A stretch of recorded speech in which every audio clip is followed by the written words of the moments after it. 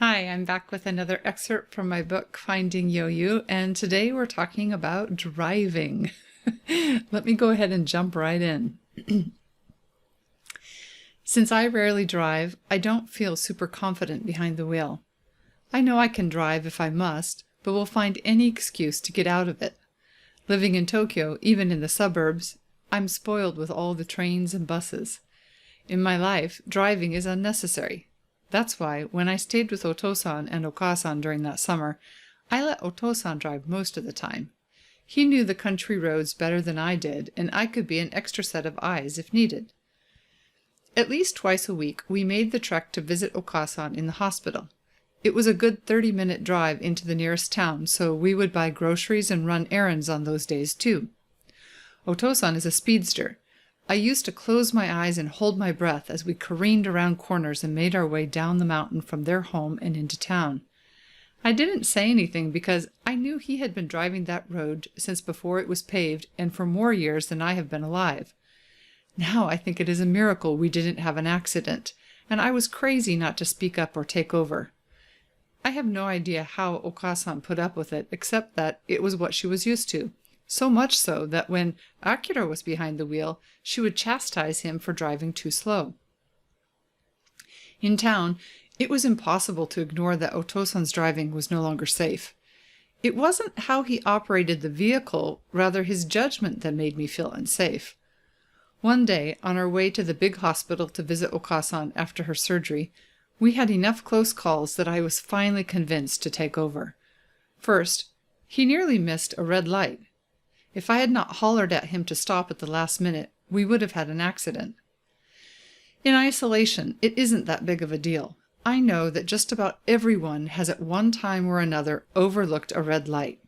Maybe something is on your mind and you don't see it. With Otosan, missing the red light wasn't what concerned me. It was his comment afterward. "Oh, is it a traffic light?"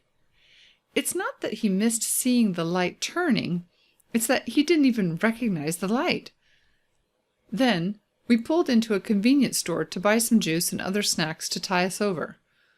When we got back in the car, he pulled out to the left in the direction of home instead of to the right towards the hospital. I tried to stop him, but he said this was the correct direction. I wasn't sure if he had forgotten we were going to the hospital or if he'd forgotten the way to the hospital. I finally spoke up and said I was pretty sure we were heading in the wrong direction. "Oh, really? Are you sure?" Still not sure why he had chosen the wrong direction and wanting to save face, I said, "Yes, I'm quite sure the hospital is the other direction." I talked a little bit about Okasan and how I was anxious to check on her, hoping to remind him that we were going to the hospital. We drove a little further, and he finally agreed to my suggestion that we turn around. The same day, on the way back from the hospital, we pulled into a restaurant on the corner of a busy intersection. We realized they were closed, so Otosan suggested we try another restaurant that was kitty corner across the intersection and 6 lanes of traffic away from where we were at. Before I could figure out the best way for us to maneuver over there, he had made a beeline diagonally across the intersection.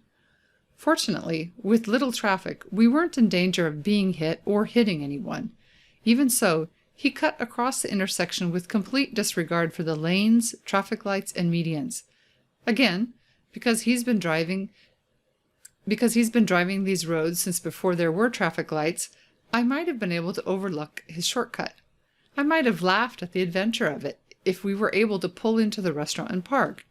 Instead, he tried to drive over the sidewalk. We weren't anywhere near the entrance to the parking lot.